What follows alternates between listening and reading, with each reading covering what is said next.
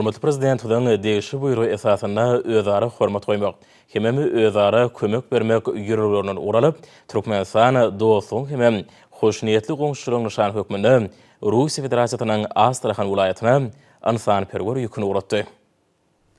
Qoňşy ýurtlar bilen netijeli arranjman gatnaşyklaryny ösürmek, betarap watanymyzyň daşary syýasy ýörelgileriniň möhüm orlarynyň biridir. Şunuň bilen barlykda Türkmenistan bilen Russiýa Federatsiýasynyň arasynda hyzmatdaşlyk, uzak möhletli geljegi önükdirilen, hemişelik dostlukly we oňyn hyzmatdaşlygyň aýdyň mysallary. Iki ýurdun halklaryny taryh taýdan ýoly goýulan gatnaşyklary häzirki döwürde täze mazmun bilen baýlaşdyrga.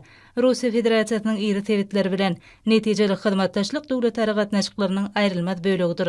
Şol sebitleň hatarynda ýakyn ykdysady we medeni gatnaşyklary ýoly goýulan Astrahan welaýaty bar.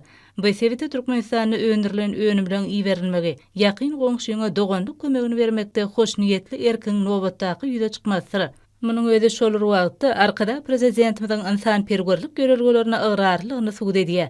Ata-babalarymyz şu gymmatlyklary, ýagny döwletligi, rasgal bereketligi, ýagşy niýetligi, pespälligi, insanperwerligi ömrüniň manysyny hatap edipdirler. Şu görelgeleri egerip halkymyzda adamzadyň bagtly ýaşaýyşy üçin iň gerekli bolan asyllyk, medeniýetlilik, edep ekramlyk, insanperwerlik, birek-birege golluk etmek ýaly käsiýetleri terbiýelemek, mehriban arkadagymyzyň berkar döwletimiziň bagtyýarlyk döwrüne alyp bargan insanperwer siýasatynyň düýp özenini özüne jemlege. Türkmenistan umumy abadançylyk üçin kuwwatyny amala aşyrmak arkaly oňyn betaraplyk, parahatçylyk, söýüjülük, insanperwerlik hemde giň halkary hyzmatdaşlyk ýörelgelerini esaslanýan daşary syýasy strategiýasyna ıgrarlylygyny iş ýüzünde görkezýär.